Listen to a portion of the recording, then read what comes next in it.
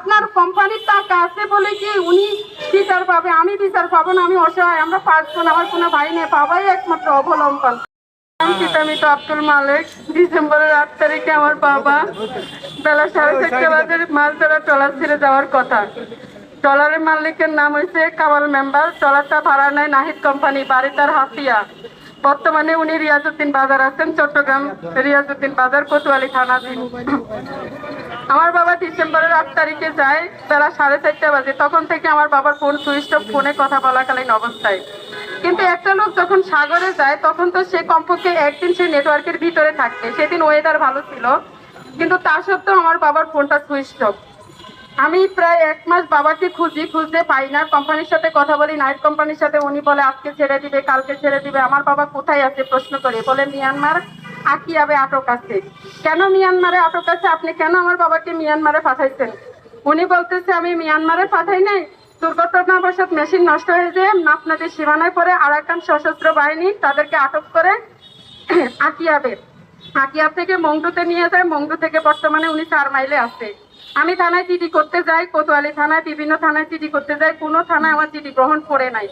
অবশেষে আমি জানুয়ারি মাসের আমি একটা অভিযোগ করি কোতোয়ালি থানায়। অভিযোগও আমি সঠিক তথ্য পাই না, আমার বাবা কোথায় আছে আমি যথেষ্ট প্রমাণ পাই না। কিন্তু মৌখিকভাবে আমি জানছি আমার বাবা মিয়ানমার আরাকান সশস্ত্র বাহিনীর হাতে। আমি পররাষ্ট্র মন্ত্রণালয়, স্বরাষ্ট্র মন্ত্রণালয়, এম্বাসিতে আবেদন জমা দেয়, কাগজপত্র, ছবি, 11 জন জেলের, আমার বাবা সহ 11 জন জেলে, সবার ছবি, কাগজপত্র জমা দেয়, কিন্তু এখনো পর্যন্ত আমি সঠিক তথ্য পাই নাই। অবশেষে আমি এপ্রিল মাসের 9 তারিখে চিঠি করতে গেলে কোতোয়ালি থানা থেকে একটা চিঠি লিখে দেয়। আমার বাবা নিজের অজান্তেই হারিয়ে যায়। আমার প্রশ্ন থাকছে, আমার বাবা নিজের অজান্তে কিভাবে হারায়? সে কি মেন্টালি সমস্যা? আমার বাবা না হয় নিজের অজান্তে হারিয়ে যায়, তাহলে 11 জন জেলে, এরা সবারই কি মেন্টালি সমস্যা? আমার প্রশ্ন জাগে।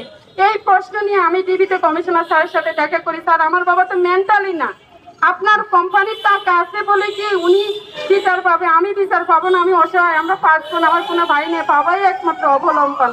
এরপরে আমি মামলা দিলে মামলা আসামি জবানবন্দি দেয়, উনি মিয়ানমারই বর্তমানে আছে, আরাকান সশস্ত্র বাহিনীর হাতে। কিন্তু আমার কাছে যথেষ্ট প্রমাণ নেই, উনি যথেষ্ট প্রমাণ দিতে পারে না সত্ত্বেও আসামি ছাড়া পায়, জামিন পায়। 13-14-15 দিন পরেই আসামি জামিন পায়। কিন্তু আমি কেন আমার বাবার তথ্য এখনো পাই না? আমার বাবার সাথে আমি কেন যোগাযোগ করতে পারি নাই? মাননীয় স্বরাষ্ট্র মন্ত্রণালয়ের মন্ত্রী সালাউদ্দিন আহমেদের কাছে আমার একটাই অনুরোধ, আমার বাবাকে ফিরিয়ে দেন, আমি বাবা ছাড়া বাঁচবো না। আজকে 7টা মাস আমি 4 মাসের শিশু বাচ্চাকে রেখে আমি রাস্তায় প্রায় পাগল, প্রায় আমি যেখানে বলে আমি মেয়েটা সেখানেই যাই। আমি কোথাও আমার বাবার সঠিক তথ্য এখনো পাই না, আমার বাবার সাথে আমি যোগাযোগ করতে পারি নাই।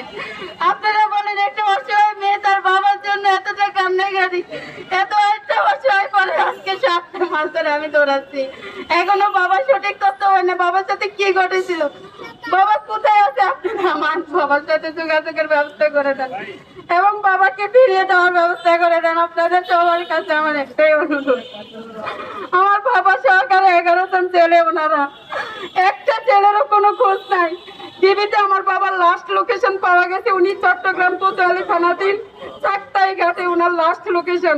উনি যদি সমুদ্রেই যাইতো ঠিক আছে, উনি আরাকানের হাতে বন্দি, তাহলেও সমুদ্রের মাঝপথে ওনার লাস্ট লোকেশন পাওয়া যেত। কেন ওনার ফোনটা সুইচ অফ ছিল সেদিন চাকতাই ঘাটে?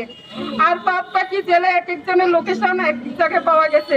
এখন নাহিদ কোম্পানি যে কথাটা বলে এটাই আদালত সত্যি প্রমাণ বিশ্বাস করে, কিন্তু নাহিদ কোম্পানি আমাদের সাথে বিভিন্ন ভাবে মিথ্যে কথা বলে যাচ্ছে, আজকে ছেড়ে দিবে না, কালকে ছেড়ে দিবে। অলরেডি আমার বাবার সাথে কথা হয়েছে, মিয়ানমারে কথা হয়েছে, আমার বাবাকে ছেড়ে দিবে, কিন্তু কেন এখনো ছেড়ে দেয় না? কেন বাবার সাথে আমরা যোগাযোগ করতে পারতেছি না? আদৌ কি সত্যি আমার বাবা আরাকান সশস্ত্র বাহিনীর হাতে আটক আছে? যদি আটক থেকে থাকে আমার বাবাকে ফিরিয়ে দেওয়ার ব্যবস্থা করেন। আমরা সঠিকভাবে জানি না আমার বাবা কোথায় আছে, আমাদের কাছে যথেষ্ট প্রমাণ নাই।